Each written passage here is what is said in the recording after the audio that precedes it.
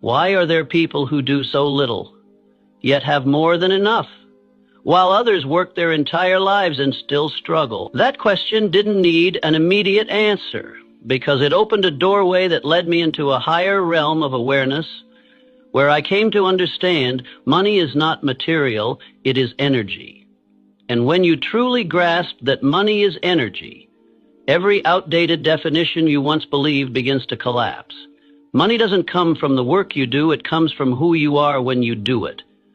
It doesn't respond to the efforts you showcase on the outside, but to the frequency you silently emit from within.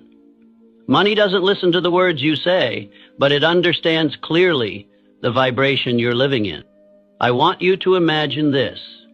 If life is a piece of music, then money is a note that only resonates when you truly harmonize with the melody of abundance.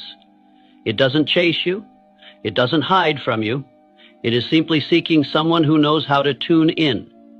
And if you're here reading these words, then perhaps, just as I once did, you are beginning to remember something ancient that your soul has always known, that prosperity is not a goal to achieve, but a state that has always existed within you. Like a flower doesn't need to learn how to bloom, because blooming is its nature. You don't need to learn how to become wealthy. You only need to remember your inherent nature of abundance. And I want to tell you the first story, a story about Eleanor, a woman who sold herbs in a bustling market long ago.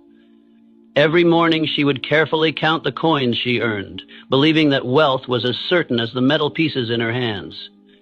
Until one morning, a mysterious traveler appeared and said, "I don't sell anything you can touch, but I sell everything you can imagine." That sentence struck Eleanor's consciousness like lightning. She began to see the coins in her hands no longer as tangible things, but as vessels containing an invisible current of energy. From that day on, her small shop didn't change in physical form, but within her, everything transformed. Her mind no longer fixated on lack, but began to resonate with abundance.